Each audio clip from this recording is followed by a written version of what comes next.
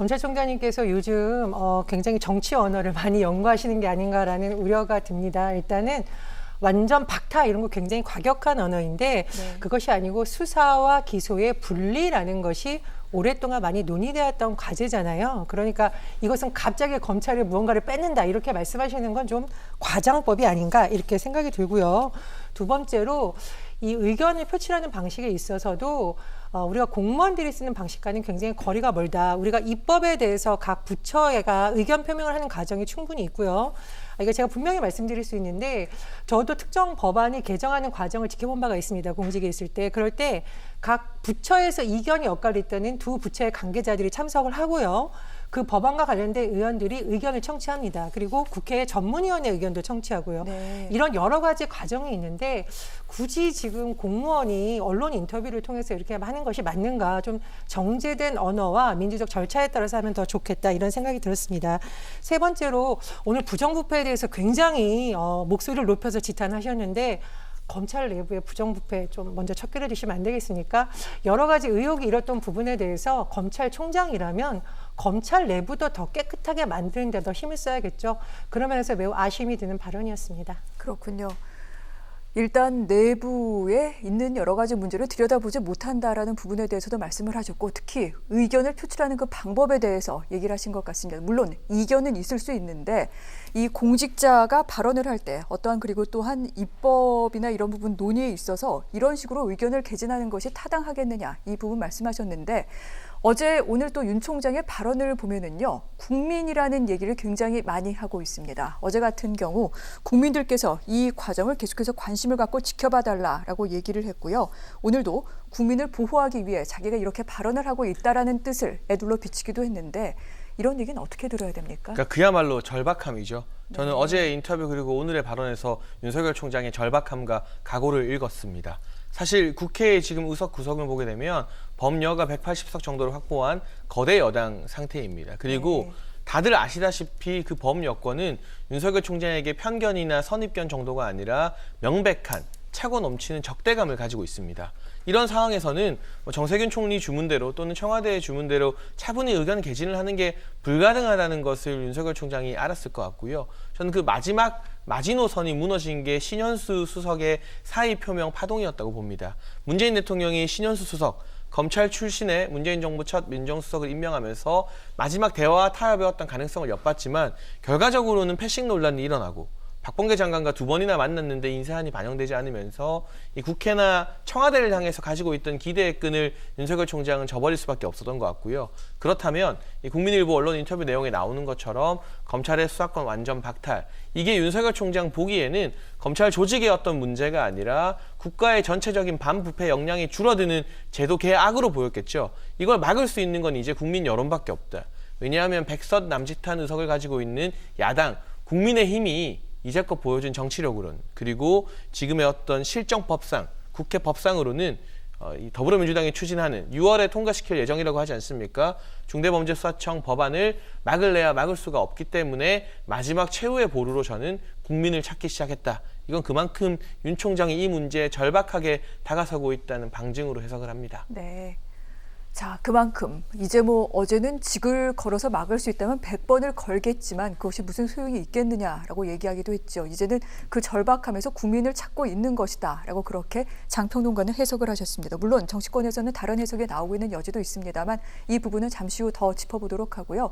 일단 청와대가 어제 오후에 반응을 내놨는데 이 같은 입장을 밝히기도 했습니다. 자, 검찰은 국회를 존중해서 정해진 절차에 따라 차분히 의견을 개진해야 할 것이다. 그리고 국회는 검찰 개혁에 대한 국민의 의견을 수렴해 입법권을 행사할 것이다 라고 얘기를 했는데 반대로 보자면 그러면 어제 오늘 윤 총장의 발언은 청와대 입장에서는 이렇다는 거죠. 국회를 존중한 게 아니고 정해진 절차에 따른 것이 아니고 차분히 의견을 개진한 것이 아니다라는 그런 얘기가 되기도 합니다.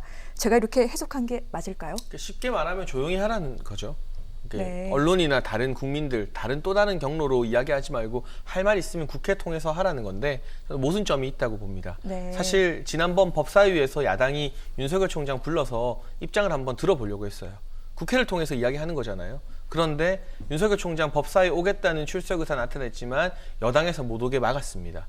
윤호중 위원장이 그때 굉장히 흥분했던 장면도 저는 기억이 나는데, 보통 우리가 상임위에 주요한 거물급 인사가 안 오려고 하면 나오게 하려고 국회에서 애쓰는 장면을 많이 봐도요, 자기가 나오겠다는데 못 오게 하는 그런 장면은 전 처음 봤습니다. 지금 청와대 말하는 것처럼 국회를 통해서 차분히 의견을 개진하려고 윤 총장이 법사위 나오려고 해도요, 여당 법사위원장과 법사위위원들이 그걸 놔두겠습니까? 그럼 도대체 무슨 방법으로 의견을 개진할 수 있는 겁니까? 지금으로선 유일한 방법이 이 국민들에게 호소하는 것밖에 없다. 이 부분이 저는 앞뒤가 맞지 않는 모순이라는 생각이 들고, 그래도 청와대가 윤석열 총장을 직접 거론하지 않은 것은 추윤 갈등 시즌2는 안 만들겠다, 정면 충돌 기조로 가면 지난해에 경험했던 것처럼 오히려 윤석열 총장을 응원하고 지지하는 국민들이 더 많아질 가능성이 높다는 것을 청와대도 알고 있는 것 같습니다. 그래서 나름대로 톤 다운을 하면서 어느 정도 갈등 관리에 들어가는 그러한 메시지라고 해석이 되는데, 다만 청와대의 이런 뜻을 여당 내 강경파 의원들이 알아줄까요?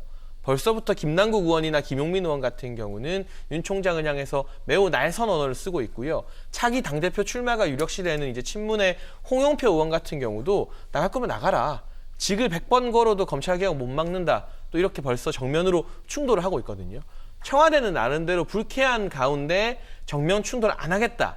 이게 결국 저는 문재인 대통령의 속도 조절 의지와도 일맥상통한다고 보는데, 네. 청와대와 여당이 임기 말에는요 항상 같이 가지 않습니다.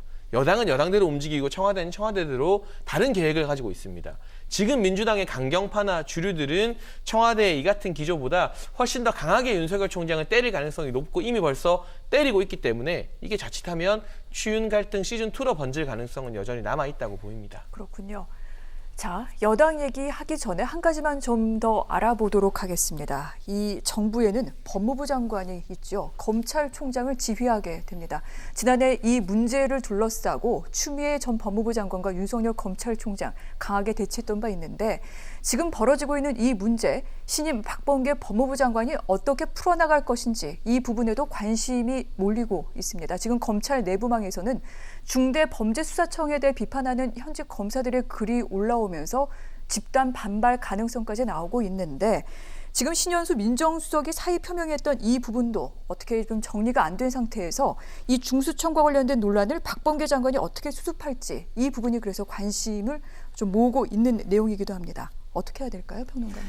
전에 청와대에서 있었던 노영민 비서실장이 물러나면서 이런 표현을 했었죠.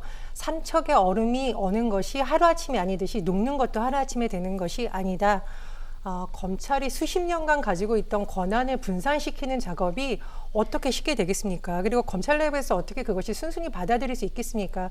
그러나 우리가 이것이 시대적으로 필요한가 아닌가를 볼 때 이게 검찰에게 좋냐 아니냐가 아니라 국민들의 인권을 보호한다던가 그동안 비대하게 몰려있었다는 권한을 분산시킴으로써 어떤 효과가 있는지를 놓고 중심을 봐야겠죠. 그 과정에서 갈등이 있으니까 하지 말자, 이렇게 한다면 어떤 개혁을 할 수 있겠습니까? 예를 한번 들어볼까요? 이재명 경기도지사가 예전에 계곡에 불법 시설을 하고 있는 분과 토론을 하는 걸 제가 유심히 봤었는데, 어떤 댓글이 달렸냐면, 사실 불법 시설을 운영했던 게 문제니까 이제는 계곡을 좀 국민들에게 돌려주십시오라는 글이 많이 있더라고요. 그래서 검찰의 수사권을 뺏는 것이 아니라 검찰이 수사와 기소를 독점하면서 인권 침해 문제라든가 오히려 힘 있는 사람을 봐준다, 검찰 봐준다, 이런 의혹을 해소할 수 있는 한 부분에서 이것을 봤으면 어떨까 생각이 들고요. 두 번째로 우리 장예찬 평론가님께서 법녀 180석 의서 말씀을 해주셨는데요. 예, 맞습니다. 지난 총선에서 여권이 압승을 했습니다. 여권이 한 게 아니라요, 국민들이 표를 줬기 때문에 된 것이기 때문에 그 부분에 대해서는 야당이 먼저 반성을 해야 된다고 보고요. 두 번째로 윤석열 총장이 국회에 와서 굉장히 과격한 발언을 그동안 많이 했었죠. 국정감사장에서 감사를 받는 피감 기관이 오히려 장관을 비난하는 듯한 발언은 참 보기 힘든 발언입니다. 그래서 윤석열 총장도 본인이 과연 지금 공무원으로서 적절한 발언을 하고 있는지, 내 발언이 검찰이 국민들로부터 존경받는 것에 효과가 있는지, 아니면 국민 여론을 분리시켜서 정치 검찰 아니냐, 이런 의심을 불러일으키는 발언이 될 수 있는지는 깊은 성찰이 필요하다고 봅니다. 네. 저는 두 분의 말씀을 들으면서 이런 생각을 하게 됩니다. 윤석열 총장도 그렇고요. 지금 여당에서 검찰 개혁을 하는 입장에서도 그렇고 사실 모두 국민을 위한다고 말을 하고 있는데 정작 국민들의 의견은 어떻게 듣고 있는지, 살피고 있는지 이 부분이 제대로 좀 전달이 되고 있는 건지 이런 부분이 궁금하긴 한데 이 역할을 해야 되는 게 사실은 정치권이죠. 그럼 지금부터는 정치권의 반응을 좀 알아보도록 하겠습니다. 일단 윤석열 총장의 강경 발언에 대해 정치권 공방이 이어지고 있는데 민주당은 사실은 예상보다는 그래도 여러 가지로 좀 목소리를 높이진 않는 것 같습니다. 오늘 최고위원회의가 끝나고 난 뒤 이런 얘기가 나왔는데요. 이낙연 대표, 검찰 개혁 특위가 있다. 법무부를 포함한 여러 분야의 의견을 들어서 완성도 높은 법안을 준비해 줄 것이다 라고 얘기를 했습니다. 차분하게 얘기는 했지만 물러서지는 않는 모양새인 것 같죠. 대신 최인호 수석 대변인, 검찰총장의 언행이 좀 요란스러워서 우려스럽다는 시각이 있다. 차분해졌으면 좋겠다라고 얘기를 했고요. 김종민 최고위원, 정치 싸움이 되지 않게 차분하게 토론하겠다. 그리고 중수청 설치법 이번 주에 발의 안 한다. 이견 조정이 필요하다라고 얘기를 했습니다. 자, 속도 조절은 들어가겠지만 발의는 예정대로 그렇게 예정대로 시행하지 않더라도 계속해서 추진할 의사를 비추고 있는 것 같은데 전 평론가님, 이 부분 어떻게 해석하십니까? 예, 그런데 여권으로서는 아마 지금 뭐 민생 문제, 방역 문제에 워낙 이슈가 많다 보니까 이슈를 여러 개 다루기보다는 한 곳에 집중하자 이런 논의가 좀 됐을 것으로 전망이 되고요. 야당의 일부 정치인들이 이 문제를 굉장히 강하게 얘기하고 있는데 저는 이것이 양날의 칼이 될 수 있다라고 봅니다. 왜냐하면 사실 검찰이 지금 마치 정부에 굉장히 핍박받는 듯한 발언을 많이 쏟아내고 있는데 검찰이야말로 우리나라의 권력기관 중에 권력기관이죠. 그래서 잘못하면 야당이 정부 비판의 명목으로 힘 있는 사람들하고 손잡는 거 아니야?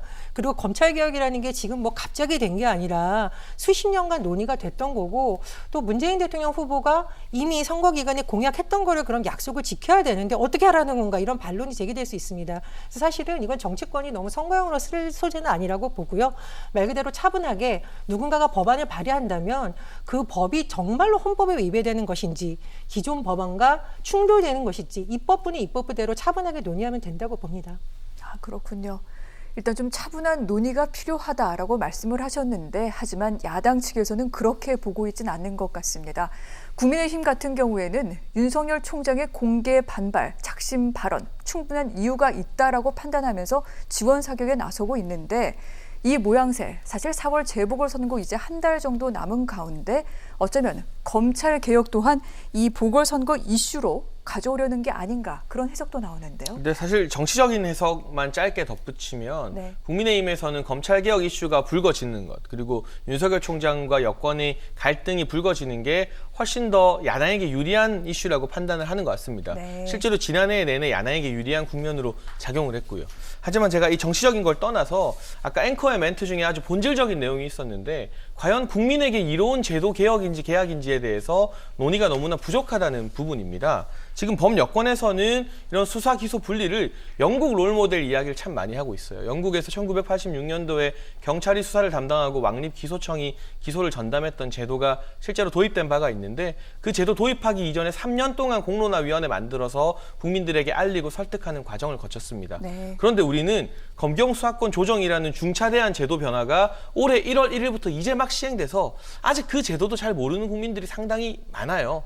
일선 현장의 법조인들도 좀 고개를 갸웃거리면서 난해해 하는데 그 제도가 안착하기도 전에 그리고 공수처 출범시켰는데 공수처 검사들 뽑기도 전에 또 다른 대규모 제도 개혁을 하는 것이 맞는 것인가. 영국의 사례와 비추어 보면 너무 번갯불에 콩 구워 먹듯 급한 바람이 있다. 물론 여권 내부에서는 오래 논의했다고 하지만 이게 과연 국민들 사이에 충분히 설명이 된 이슈인가. 그리고 그 영국조차도요. 1986년도에 왕립기소청 만들고 보니까 중대범죄 수사하는 역량이 너무 떨어져서 1987년도에 중대비리수사청 SFO라고 하는 별도의 기관을 만들어서 중대범죄에 한해서는 수사와 기소를 같이 하도록 제도를 또 보완했습니다. 지금 검찰이 6대 특수범죄에 대해서만 수사, 기소 같이 하는 것처럼요. 이런 식으로 각 나라의 사례가 세세히 살피고 파고 들어가 보면 수사와 기소를 마냥 분리하는 게 꼭 국민에게 유리하지만은 않았더라는 사례도 굉장히 많아서 논의의 대상, 정말 많은 전문가들이 토론을 하면서 국민들의 설득을 받아야 될 대상인데 좀 빨리 진행되고 있다는 것, 이 부분에 대해서 저는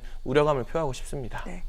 이 부분과 관련해 그러면 제가 질문을 조금만 더 드리도록 하겠습니다. 지금 사실 검찰 개혁 시즌 1이라고 얘기했던 검경 수사권 조정과 공수처 설치가 마무리된 지 얼마 되지도 않았습니다. 검경 수사권 조정 올해 1월부터 지금 시행이 들어갔고 공수처 같은 경우에는 이제 간신히 공수처장이 임명이 된 상태에서 아직 이 수사처 같은 것들이 제대로 임용이나 이런 것들조차 규정조차 지금 아직 마련되기 전인데 이런 상태에서 이번엔 또 중수청을 얘기하면서 수사 기소 분리하고 이 법안을 6월에 예정해서 통과시키겠다라는 것 너무 속도가 빠른 것이 아니냐라는 주장 사실 또 일견 타당한 부분도 있지 않을까 그런 생각이 들기도 해요. 예, 제가 말씀드렸듯이 이 부분에 대해서 아마 민주당 지도부도 좀 차분하게 논의해 보자라는 것이 법적으로 이것이 정말 다른 법과 충돌되는 부분이 있는지 그리고 충분하게 논의가 되었는지 어떤 효과와 어떤 부작용이 있는지에 대해서 논의해 보자라는 입장을 지금 많이 내부에서 정리를 해가고 있는 것으로 보입니다. 그런데 저는 급하다 아니다의 기준이 좀 애매한 것 같습니다. 예를 들면 이번에 논란이 됐던 의료법 개정안 일부 의료인들이 너무 급하게 한다고 그랬거든요.